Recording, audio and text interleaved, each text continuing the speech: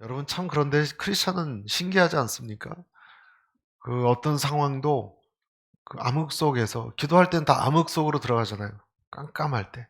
제 아내가 뇌수술할 때도 그랬고 또 제가 이번 당할 때도 마찬가지였는데 이 기도할 때는 깜깜해요. 눈을 감으니까. 새벽기도 때도 깜깜하고. 그런데 그 깜깜한 속에 내가 기도하고 있잖아요. 그러니까 그 자체가 소망이에요. 그 신기한 느낌이에요. 깜깜한데 하나님을 생각하면 그냥 소망이에요. 왠지 모르지만 그냥 어떤 소망의 어떤 기운이 느껴지는 것 같아요.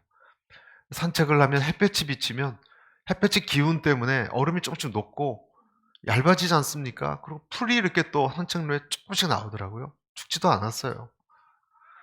그게 희한한 어떤 햇볕이 하나님 같아요. 햇볕이. 그래서 매주 이렇게 예배를 드리면서 여러분 햇볕 받으시길 바라고요. 또 기도할 때나 또 가끔씩 말씀을 이렇게 펴보실 때 다 햇볕이에요. 생명력이에요. 내가 병들고 연약 우울하고 그런 마음 들 때마다 하나님을 생각하세요. 하나님은요 절대 긍정이세요. 다 아세요. 여러분 다 아시고 돌보실 능력이 있으신 것을 여러분 믿으십니까? 그러면 됐잖아요. 그러면 됐잖아요. 더한 일이 있어도 그 생각만 하면 아무리 얼음이 두꺼워도요 또 녹잖아요. 햇볕이 훨씬 강해요. 아무것도 안 와 보이는 그냥 누런 빛인데 다 살리잖아요. 오늘 그 예수님을 찾아온 사람은 고위 관직자입니다. 여러분 고위 관직자들의 특징은 뭐냐면 교만하다는 거예요. 왜냐하면 원래 본인이 교만하고 싶어서 그런 것이 아니라 그렇게 만드는 것 같아요. 예, 저희 아버지도 사실 고위 관직자였어요. 그러니까 하나님 믿기가 되게 힘든 분이었어요. 고위 관직자들의 특징은 절대 잘 고개를 굽히지 않습니다. 굽히지 않습니다. 그래서 강박합니다, 보통. 오늘도 여기 나온 사람의 이 직위는 뭐 자세히 나와 있지는 않지만 그 왕의 신하라 그랬으면 로얄 오피셜이에요. 다 이렇게 목에 깁스가 들어간 사람들이에요. 아무나 찾아오지도 않고. 그런데 예수님을 오늘 찾아왔다는 거. 이름도 빛도 없는 예수님이란 청년을 나이도 한참 어린 새파란 청년을 찾아왔어요. 이 고위 관직자가 국무총리쯤 되는 사람이 여러분 생각해 보십시오. 그리고 머리를 조아리고 죽어가는 아들을 살려달라 그랬어요. 겸손함입니다, 여러분. 아무리 자기가 잘난 높은 직위에 있는 사람이라도 아들이 죽는데 어디 가서 고칠 수 있는 사람한테 머리를 조아리지 않는다? 그 사람은 정신 나간 사람 아닙니까? 아들이 죽는데 내가 그 앞에서 쩔쩔매고 여러분 가족이 죽는데 고칠 수 있는 의사 선생님한테 교만할 사람이 있다면 그 사람 정신 나간 사람 아닙니까? 보니까 누구나 이렇게 90도로 수술을 받고 병이 난 사람은 그 의사한테 누구나 90도로 절하더라고요. 감사하다고. 우리 아내의 병을 고쳐줘서. 저도 그랬어요, 저도. 90도가 아니라 더 꺾였어요, 그냥 저는. 감사합니다. 그 힘든 뇌수술을 해주셔서 살아났다. 또 찾아갔어요, 그 이후도. 빵 사가지고. 생명의 은인 아닙니까, 여러분? 그러니까 당연한 거예요. 그러니까 오늘 이 아버지도 아들이 죽는데 하나뿐인 아들인지는 모르겠지만 이름도 없는 예수님이라는 사람을 겸손히 찾아왔어요. 그리고 그것만이 아니고 그것 자체가 힘든데 믿음도 있었어요. 이때 이런 분이 또 믿음까지 있다는 것도 희한해요. 다 유대교 믿었지 예수님이라는 사람은 이단시했지. 왜? 기적을 많이 베풀었으니까. 듣고 본 게 있었거든요. 그러니까 그냥 고개 숙인 거예요. 그리고 당신이 내려와서 내 아들을 어떻게 손대서 기도해주면 날 거니까 같이 내려가자. 내려와 주십시오. 예수님은 뭐라고 그러셨는가? 정말 이해하기 힘들어요. 이럴 때는. 예수님은 단번에 거절하셨습니다. 그리고 이렇게 높은 고위 관직이면서 교만할 수 있는 사람이 겸손히 왔고, 그것도 몸소 왔어요. 이 멀리, 여러분. 그리고 신앙도 있는 이 사람을 단번에 거절하고 꾸짖었어요.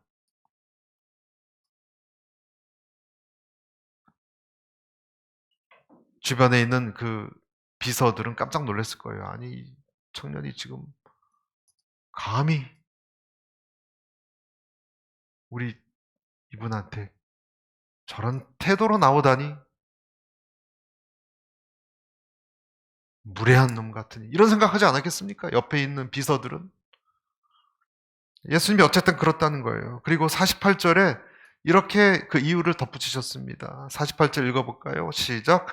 예수께서는 그에게 말씀하셨습니다. 너희는 표적이나 기사를 보지 않고는 전혀 믿으려 하지 않는다. 자, 저는 여러분에게 이 시간 질문을 드리고 싶습니다. 여러분과 저는 신앙생활 오랫동안 해오셨지 않습니까? 여러분, 이 신하의 믿음이 뭐가 잘못됐습니까? 왜 야단 맞아야 됩니까? 칭찬받지 않고. 뭐 대단한 실수를 했습니까? 그냥 빨리 이 본문을 읽으면요. 뭐 이렇게 잘못했지, 이 사람이? 이런 생각하게 돼요. 뭐 이렇게 잘못했어요? 기적과 표적, 기사, 그런 것이 있으니까 믿은 거 아니에요. 솔직히. 여러분, 어떻게 믿어요? 기적이 있으니까 믿은 거 아니에요. 이 세상 수많은 이론들이 있고 사이비들이 있는데 기적이 있으니까 믿죠. 기적이 없는데 어떻게 다 각자 진리라고 주장하는 시대에 어떻게 그냥 믿습니까? 그냥 잘못 이상한 데 빠지면 어떡해요? 그러니까 아무거나 못 믿지 말라고 그랬잖아요. 어려서부터 우리는 부모는 어린애들로부터 아무 어른 따라가지 말고 다 의심해 보라 그러잖아요. 그러니 기적을 보고 믿죠. 표적을 믿고. 예수님은 너 틀렸다 그러시는 거예요. 네 믿음이 틀렸다 얘기하시는 거예요. 그 이유가 표정이나 기사를 보지 않고는 믿으려 하지 않는다. 이 부분을 한참 고민해 봐야 되는 아주 미묘한 문제입니다. 그럼 증거를 통해서 믿지 말라는 그런 맹목적 신앙을 가지란 얘기인가? 우리 크리스찬이라도. 그냥 무조건 믿어! 그럼 믿어야 됩니까, 여러분? 이렇게 현대 사회에 과학이 발전하는데 원시적으로 믿어야 됩니까? 언제까지? 이런 질문이 나오지 않습니까?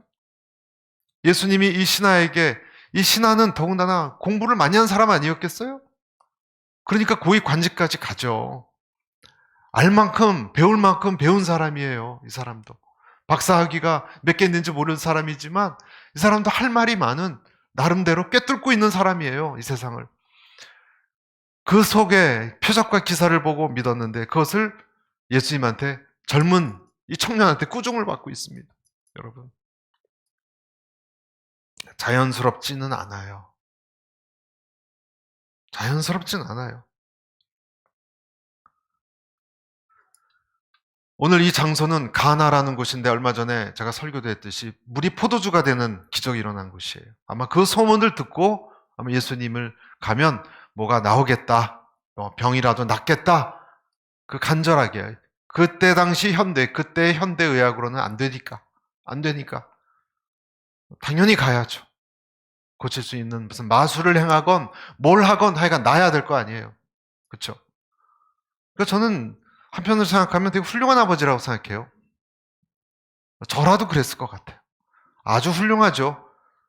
뻣뻣한 목도 아니고 겸손하게 그 높은 국무총리쯤 되는 양반이 이름 없는 남자한테 와서 머리를 조아리고 내려가 주십시오. 믿음까지 있었어요. 그럼 칭찬받아야 마땅한데 예수님은 꾸짖었어요. 그것이 오늘 설교로 함께 생각해 봐야 될 부분입니다. 무엇이 문제였는가? 기적이란 무엇인가? 예수님이 얘기하시는 표적이란 무엇인가? 사람들은요, 여러분, 기적을 보면 첫 번째 생각하는 것이 그겁니다. 아, 뭔가 있다, 이겁니다. 뭔가 있다, 라고 생각하는 겁니다.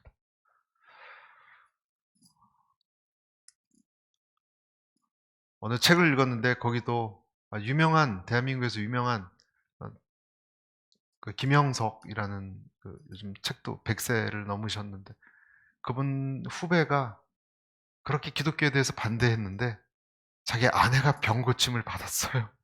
기도받고. 그러니까 완전히 바뀌었어요. 뭔가 있다는 거예요. 뭔가 있다. 허튼 게 아니구나. 그냥 그 생각을 하게 됐다는 그런 얘기가 나옵니다. 기적은요, 여러분, 신적인 존재가 있다는 것을 생각하게 합니다. 여러분, 그렇지 않겠습니까? 여러분이나 제가 또는 가족이 죽어가는데 목사님이 와서 손을 들어 기도했더니 그 다음날 의사가 MRI에 다 사라졌다 그래요. 다. 그러면 여러분, 장난하고 우연입니까? 그런 것이? 아니죠. 뭔가가 있는 거예요. 왜 하필 그 목사님이 손을 대서 기도했을 때 우연히 난 건가요? 그냥? 더군다나 성경에 보면 수많은 기적과 병치유의 역사가 있는데 아니죠. 그건 하나님의 역사로 보는 것이 합리적이죠. 아멘입니까, 여러분? 그건 합리적인 거예요. 그러면 뭔가 있는 거예요. 그러고도 하나님 없다 그러면 미친 사람이에요. 그 사람은. 비합리적인 사람이에요. 기적은 그런 능력이 있어요. 기적이라는 것은. 우리가 경험을 못 해봐서 그렇지 기적을 정말 경험하면 바뀝니다. 그래서 예수님께서 오셔서 그 많은 기적을 행했던 이유가 거기 있던 거예요. 그렇지만 여러분 이제 이 부분을 생각해 보셔야 돼요. 오병이어의 기적이 있었을 때 여러분이나 제가 만약에 가서 아무것도 없는 그 허벌판에 갑자기 어떤 분이 해서 계속 빵과 물고기가 나오는 것을 직접 체험을 했어요. 옆에서 봤어요.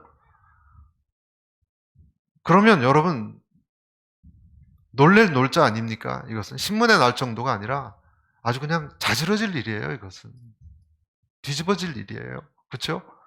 그런데 그럴 것 같죠? 하나님 믿을 것 같죠? 근데 다 떠나갔어요. 그건 또 어떻게 설명해야 됩니까? 홍해바다를 건넌 걸 봤어요. 분명히. 양쪽에 그냥 물벽이 서 있고. 그게 우연입니까? 근데 그 사람들은 하나님께 불평하고 다 광야에서 죽었어요. 불신 때문에. 어떻게 설명해야 됩니까? 그러니까 기적이 믿음을 낳습니까? 네. 일시적으로 나요. 그러나 계속 가진 않아요. 기적은 반드시 무엇을 가리켜야 되냐면 복음을 가리켜야 돼요. 하나님 말씀 쪽으로 가야 돼요. 그런 사람들은 반대로 얘기하면 기적이 없어도 믿어요. 하나님 살아계십니다. 그러니까 뭐가 더 중요하겠어요, 여러분? 그리고 기적이라는 것 자체가 인간의 육체적인 기준, 나의 기준으로 과학적이다, 맞다, 그렇게 믿는 거예요. 하나님 기준이 아니에요. 그래서 도마가 안 믿겠다 그런 거예요. 내가 손가락 찔러보기 전까지는 안 믿겠다 그러는 거예요. 내가 찔러보니까 진짜거든요. 예수님이 부활하셔서. 막 손이 쑥쑥 들어가요. 그 상처 사이에. 발도 보자. 발도 진짜 그 상처 그대로요. 내가 들었던. 옆구리도 찢겨져 있어요.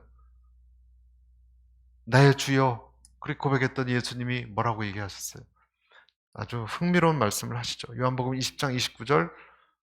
예수께서 이르시되 너는 나를 본고로 믿느냐? 보지 못하고 믿는 자들은 복되도다. 기적에 너무 빠지지 말라. 기적은 위험하니까. 왜 위험한가? 인간적 기준으로 판단하기, 결국 기적 때문에 하나님을 믿지만 그 방법 자체는요, 굉장히 인간적이에요. 그래서 기적이 또 안 나오면 안 믿기 쉬워요. 그쵸? 그 위험하죠? 그리고 예수님이란 분을 나사렛 출신의 하찮은 사람으로 봤기 때문에 인간적 기준으로 기적이 있으면 믿는 그 똑같은 기준이에요. 그 기준으로 예수님을 봤기 때문에 십자가에 못 박아 죽였어요. 그러니까 인간적 기준이 늘 내가 기준이 되면 내 성에 차지 않으면 하나님이고 뭐가 없는 거예요. 그러니까 틀린 믿음이다라고 얘기하셨다는 거예요. 자, 오늘 왕의 신하로 돌아와서 이 왕의 신하는 그러면 뭐가 문제인지 아시겠죠? 비록 그가 겉으로는 훌륭하고 믿음이 있는 것처럼 보여요. 비록 이곳에 있는 여러분들은 믿음이 있는 것처럼 보일 수 있어요. 보일 수 있어요. 저와 여러분도. 오래 믿어왔잖아요. 이 사람이 뭐가 문제였는가가 49절을 보면 나와 있습니다. 49절 같이 볼까요? 시작. 신하가 말했습니다. 선생님, 제 아이가 죽기 전에 내려와 주십시오. 자, 이 말씀을 보면 다급함이 있었죠. 또 뭘 발견하십니까? 이 사람이 가지고 어떤 생각을 가지고 있는 사람이죠? 다급함이 있다는 건 뭐예요? 빨리 내려와야 산다는 거죠.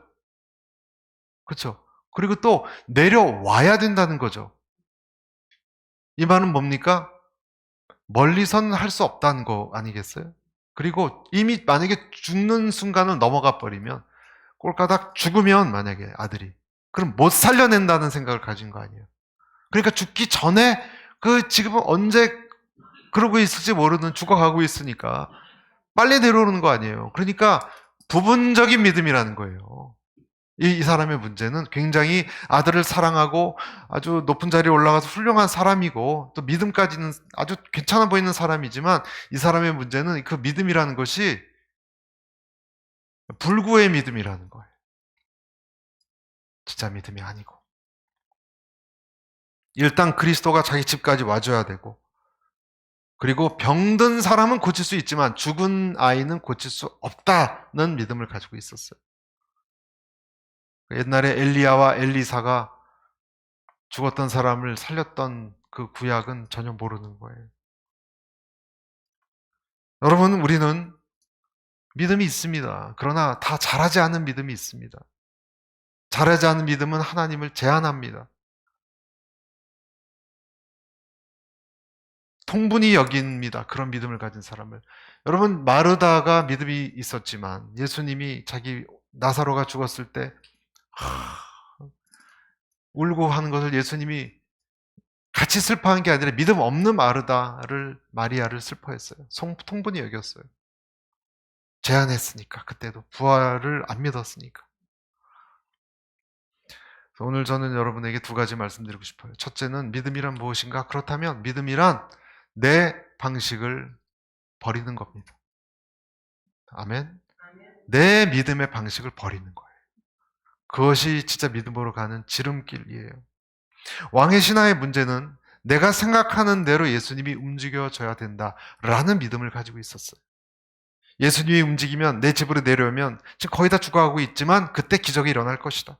그 정도까지의 믿음만 있었어요. 그러면 여러분 이 신화는 우리 질문할 수 있어요. 믿음이 있는 거예요? 없는 거예요? 여러분이 만약에 그런 믿음이 있어요. 그럼 여러분이 지금 믿음이 있는 거예요? 없는 거예요? 교회는 오히려 다녔지만 불구의 믿음이에요. 그거를 고치라는 거예요. 하나님께서. 왕의 신하는 예수께 가서 오셔서 자기 아들을 고쳐달라고 애원했습니다. 그의 아들은 거의 죽어가고 있었습니다. 48절 읽겠습니다. 48절 시작. 예수께서 그에게 말씀하셨습니다. 너희는 표적이나 기사를 보지 않고는 전혀 믿으려 하지 않는다. 하나님께서 말씀하시는 것은 너희는 표적과 기사가 아니면 믿지 않는다. 그래서 나는 너의 믿음에 지금 손을 대겠다. 너의 믿음에 손을 대는 것이 네 자녀 죽는 것보다 더 중요하다. 그렇게 지금 표현하고 계시는 거예요. 그래서 금방 내 요청에 응해주지 않습니다. 자, 여러분 잘 들으세요. 내 믿음이 만약에 이렇게 부분적이고 온전한 제대로 된 믿음이 아니면 내가 기도하고 하나님께 매달리는 것에 응답받지 않을 가능성이 높습니다. 그래서 중요한 거예요. 그래서 내가 믿음으로 기도한다 해도 그 기도가 응답받지 않을 가능성이 매우 높아요. 그런데 오늘 이 말씀이 중요하지 않습니까? 아무리 그렇게 한들 하나님께서는 오늘 이 신하대로 내려가지도 않으셨고요. 그리고 그를 칭찬하지도 않으셨어요. 그런 사람들에게 하나님은 오히려 문제를 통해서 부딪히게 하세요.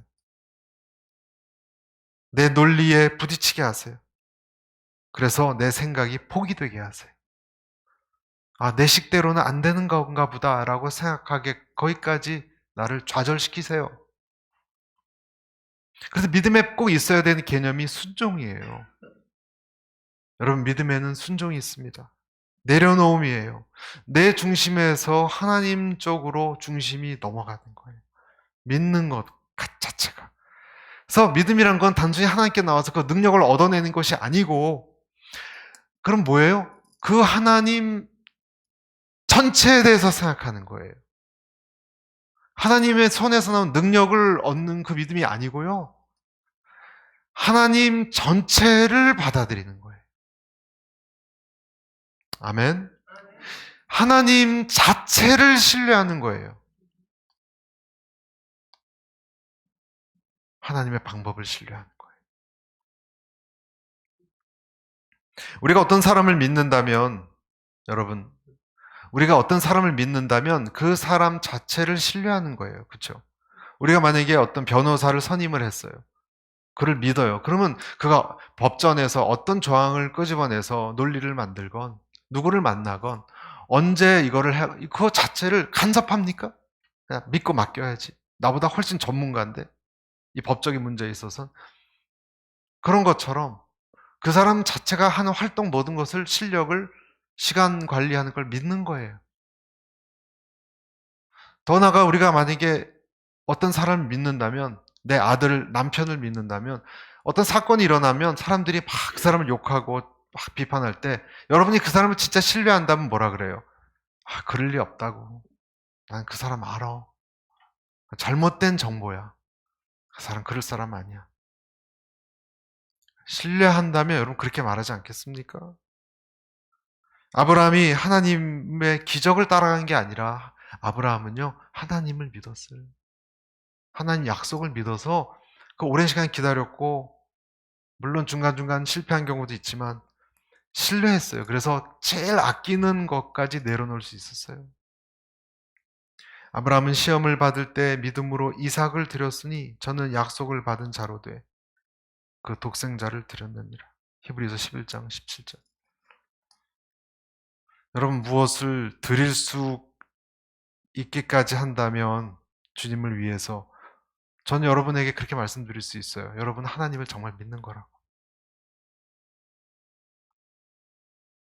내가 하나님을 정말 믿는지를 보려면요, 손해가 나도 믿는 때예요.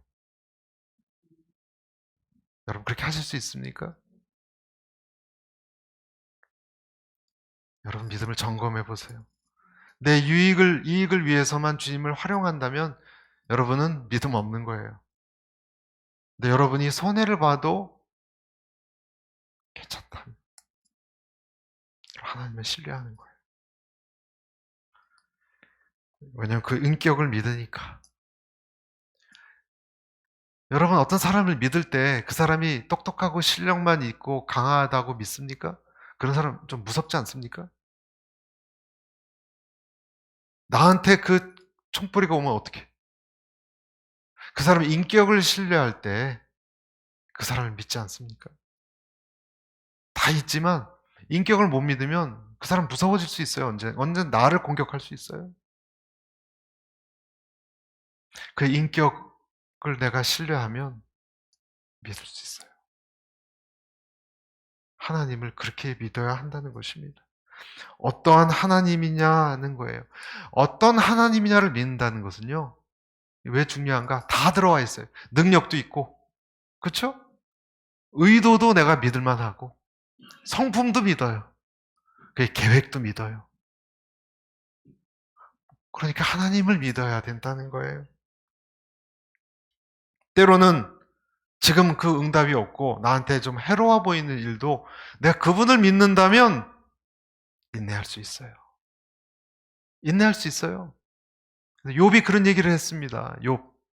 욥은 다 뺏어간 사람이잖아요. 욥이 그런 얘기를 했어요. 13장 15절에 그분이 나를 죽이신다 해도 난 그분을 신뢰할 것이다. 그러나 그분 앞에서 내 사정을 밝힐 것이다. 다니엘과 그 친구들이 불구덩이 앞에서 뭐라 그랬습니까? 그리 아니 하실지라. 여러분이 하나님을 믿으면서 희생을 전혀 안 했다, 나는. 희생할 필요가 없다. 하나님이 나한테 이거 해주셔야지. 그렇게 하나님께 설사 기적을 통해서 얻었다 해도 여러분 하나님 믿는 거 아닙니다. 하나님 능력은 믿는 거예요. 저 하나님 자체는 믿는 그리스도인이라고 하기에는 어렵습니다. 왜냐하면 그런 사람은 언제라도 더 잘, 군대 다닐 때 보니까 초코파이 2개 준다니까 절로 가는 또 청년들이 있었어요. 그런 식이에요, 그냥. 그 사람은 교회 다녀도 어디 가서 뭐 준대도 뭐 기적이란다. 그러면 그 사람은 또 다른 종교로도 갈 수 있어요. 그러니까 그런 사람을 우리는 믿음이 있다 하기는 어려운 거예요. 능력은 믿을 수 있어요. 하나님은 안 믿는 거예요. 여러분 오늘 보십시오. 자기 소원이 응답받지 않았습니다. 표적만 구한다고 꾸중을 들었습니다. 자존심 상하게. 높으신 양반이. 집으로 돌아가라고 얘기 들었습니다. 같이 가지도 않으셨습니다. 한 발자국도 안 움직이셨어요. 예수님이.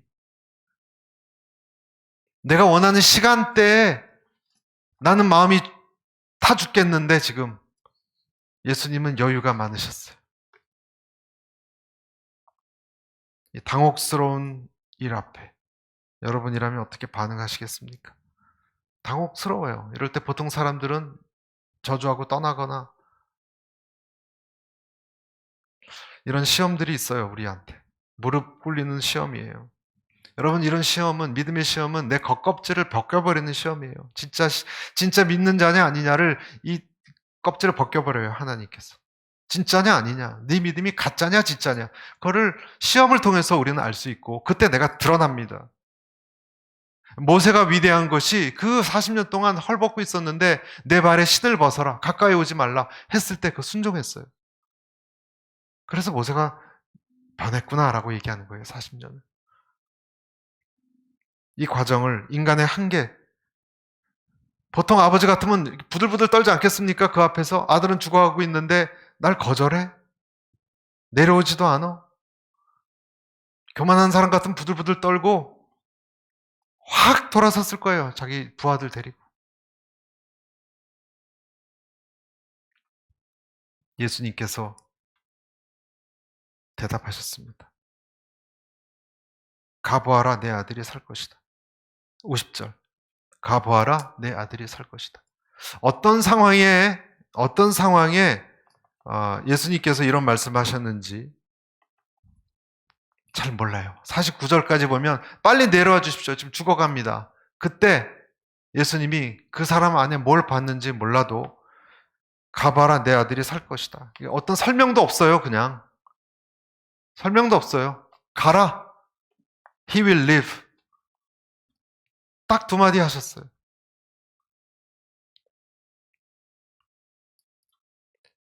오늘 여기서 2번째 우리가 교훈을 얻어요. 여러분, 첫 번째는 뭐라고 말씀드렸습니까? 내 방식을 떠나야지 믿음을 얻는다 말씀드렸고, 또 한 가지 우리가 얻어야 될 교훈은 하나님은 그럼 저를 따라서 해주세요. 하나님은 사건을 통하여 믿음을 배우게 하신다. 그러니까 믿음이라는 것은요, 믿음이 생겼다, 하나님을 믿고 구원받는다, 그게 아니고 사건과 고통과 어떤 경험을 통해서 믿음이 깨달아지게 설득하세요. 믿음이 얻는 과정이에요. 우리가 보통 믿음을 주시옵소서, 그리고 믿음을 세게 가지면 뭐 다 병도 낫고 그렇게 생각하잖아요. 그렇진 않아요, 여러분. 믿음이 그렇게 된다면 얼마나 좋겠어요. 그러면 주시옵소서를 오랫동안 세게 하는 사람이 믿음이 막 병도 다 낫겠네요, 그렇죠? 그런 식으로 온 게 아니라 오늘 이 신하도 알겠습니다. 네, 그 말을 믿습니다. 그러니까 내려가라, 아이가 낫겠다. 그러지 않으셨어요. 어떻게 하란 말이에요? 지금 이러고 있는 상황에 그러지 않았겠습니까? 지금 빨리 내려가야 되시지 않아요? 이런 상황에 아이 내려가, 낫어 이미. 이렇게 말씀하신 거예요. 이제 나중에 봤잖아요. 요때 낫잖아요. 그렇죠, 여러분? 요때 낫잖아요. 그러면 이 신화의 문제는 이제 그걸 받아들이는 거예요. 받아들이는 거. 하나님은 내 삶에 기적을 주셨는데 그것을 겪고 경험하는 것은 순종하는 사람만 가능한 거예요. 내려간 거예요, 이 사람은. 순서적으로. 그러니까 믿음이라는 것은 이 사람이 주시옵소서 믿음아 잘하라. 그래서 예수님 이 믿음이 있습니다. 이 믿음에 맞춰서 이제 병 낫게 해줘. 그게 아니라 하나님이 그렇게 해버렸어요. 낫게. 믿음도 별로 없는데. 그리고 내려가면서 이게 진짜인가 아닌가? 그러니까 물어봤잖아요. 언제 애가 낳냐? 확인하려고. 그러니까 믿음이라는 것은 내 이 어처구니 없는 과정 속에서 하나님이 내리신 것을 경험하면서 와 진짜구나 하고 뒤늦게 깨달아가는 거예요. 그 다음에 이 신하는 믿음을 얻기 시작했을 거예요. 그전에도 표적으로 통한 믿음이 조금은 있었어요. 아예 없는 건 아니에요. 그러나 이제 그의 믿음은 온전해져 가는 거예요. 할렐루야. 그래서 믿음은 예수님이 우리에게 입혀준 옷 같은 거예요. 옷은 내가 만든 게 아니에요. 예수님이 입혀준 거예요. 표적과 기사를 보면 뭔가 있다라고 여기지만 하나님께서 이러한 과정을 통해서 믿음을 점점 설득하고 가르친 사람은 그 다음에 표적이 없어도 하나님은 역사하실 거야 라는 믿음을 갖지 않겠습니까? 그 다음부터 하나님 자신을 믿기 시작하지 않겠습니까? 표적이 없어도.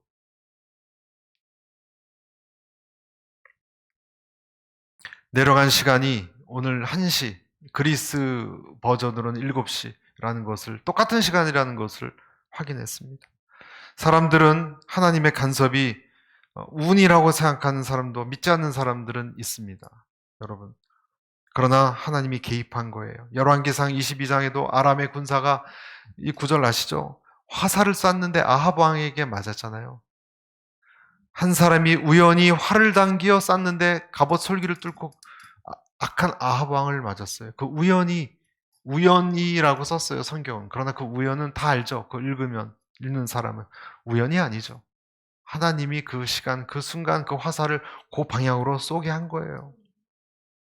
룻기에도 보면 여러분, 룻기에 이렇게 나와 있습니다. 룻기 2장 3절. 룻이 같이 읽습니다. 룻이 가서 베는 자를 따라 밭에서 이삭을 줍는데 우연히 엘리멜렉의 친족 보아스에게 속한 밭에 이르더라. 자, 룻이 여러분 아시죠? 룻이 나중에 보아스랑 결혼하는데 이때 하나님이 인도하셨잖아요. 근데 그 발이 우연히 갔습니까? 우연히 간 게 아니죠. 그때 그 시점에 왜 그 발이 그쪽으로 인도함 받았겠습니까? 또 사무엘상에도 보면 17장 그들이 말할 때 마침 블레셋 사람의 싸움 도두는 가드 사람 골리앗이라 하는 자가 그 전열에서 나와 전과 같은 말을 하며 다윗이 들으니라. 이 형들 도시락 배달하러 갔던 다윗이 왜 하필 그날 그 골리앗이 말했던 하나님에 대한 욕설을 하는 그 사람을 만나서 화가 나서 한판 붙겠다라고 했겠습니까? 하필 그날 다윗도 그런 용기가 또 났습니까? 우연입니까? 마침입니까? 아니요. 하나님이 지금 다윗을 세우기 위한 과정이죠. 하나님의 의지가 없었다면 절대 우연은 없고 우리 인생의 전부 다가 하나님의 우연이 아니라 필연으로 이루어졌다는 것을 믿으십시오. 기도하고 순종하면 그것이 하나님이란 것을 깨달을 뿐이에요. 그래서 기도하는 거예요. 1980년도 중부 아프리카에서 일어난 일이에요. 아프리카. 적도의 땅. 모든 사람들이 그렇게 노력했지만 아이를 낳던 그 산모가 어머니가 죽고 말았습니다. 울고 있는 두 딸만 남겨놓고 이 엄마가 죽고 말았습니다. 그 옆에 있던 로스비어라는 의사 선생님이 굉장히 낙심했어요. 그렇게 열심히 아기를 지금 딜리버 하려고 했는데 뭔가 감염이 돼서 그런 게 아닐까. 근데 살아남은 그래도 뱃속에 아기는 살았어요. 아기는 너무너무 약했는데 그때 당시 이 아프리카는 인큐베이터도 없고 전기도 없고 적도 땅인데도 밤은 쌀쌀하고 바람도 변덕스러웠어요. 아기가 금방 태어났고 아무것도 엄마도 없잖아요. 아기를 위해서 고무로 된 온수 주머니가 있어서 물을 채우러 가는데 그것도 오래돼서 터져가지고 쓸 수 없게 됐어요.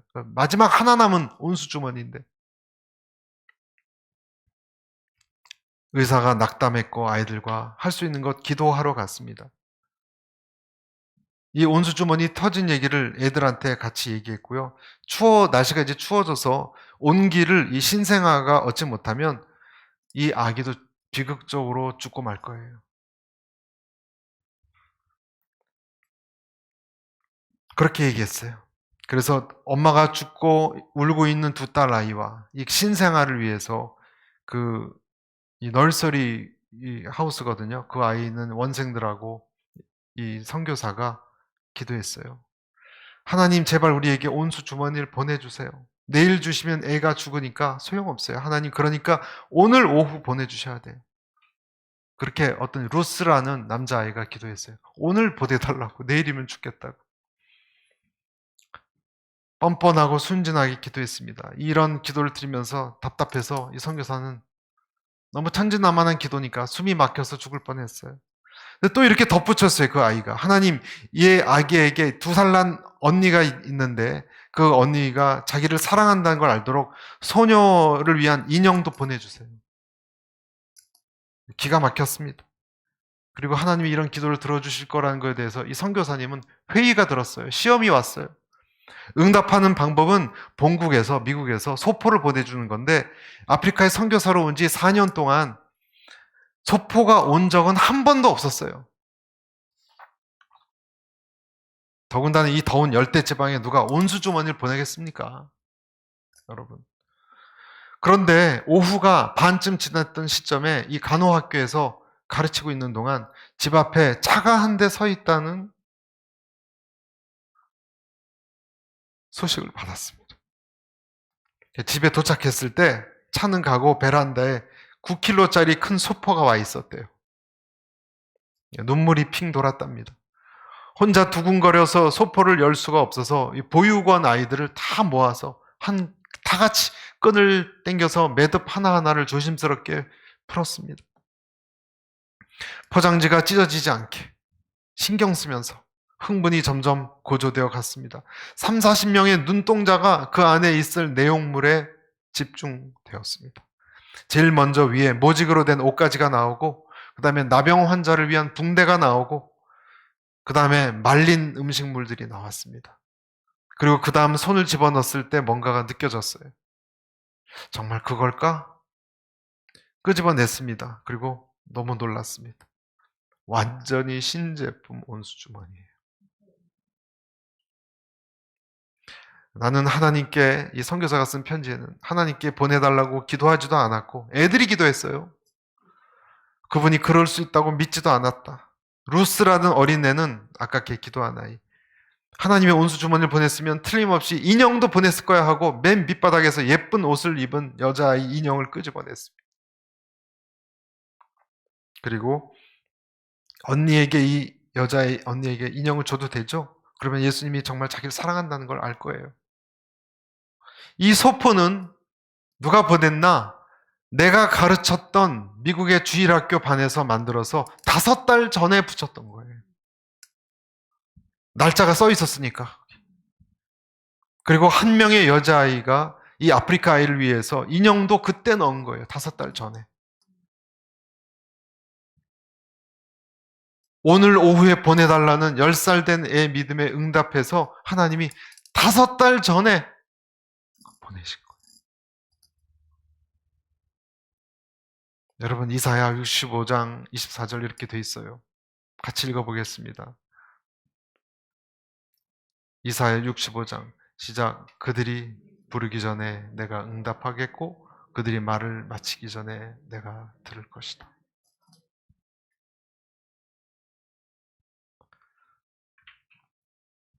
눈으로 확인한 것만 믿겠다는 이 신하에게 예수님께서 주님을 경험하게 하셨어요. 여러분 우리는 내 방식만을 고집하다가 하나님의 말씀을 의심할 때가 많습니다. 하지만 어렵고 힘든 인생의 위기를 만날 때 하나님을 체험합니다. 제 어머니에 관련된 기적 같은 얘기가 또 있어요. 나중에 설교 때 말씀드릴게요. 오늘 다 하면 아까우니까. 예수님이 계시할 때 배 돌풍이 불 때 제자들은 다 의심했지만 죽음의 위기 앞에서 예수님을 체험했죠. 그때 예수님 뭐라 그런지 아십니까? 안심하라 그랬어요. 내니 두려워 말라. 예수님이 기적 일으키기 전에 내가 있으니 두려워하지 말라. 나 한 사람으로 나를 신뢰해라. 두려워하지 마. 그렇게 얘기하셨어요. 믿음이 적은 자여 왜 의심했느냐. 그러니까 주님은 우리의 믿음을 그 뭐 보이는 기적을 넘어서서 하나님 자체를 믿는 믿음으로 업그레이드 온전케 하기를 원하시는 거예요. 왜냐하면 나중에 예수님이 승천하고 나서 예수님이 없잖아요. 그럼 제자들이 우왕좌왕하고 그럴 거 아니에요. 성령님을 그래서 보내신다고 이렇게 말씀하세요. 그때 예수님이 승천하시고 나서 붙들어야 될 말씀을 이렇게 얘기하세요. 요한복음 14장 26절.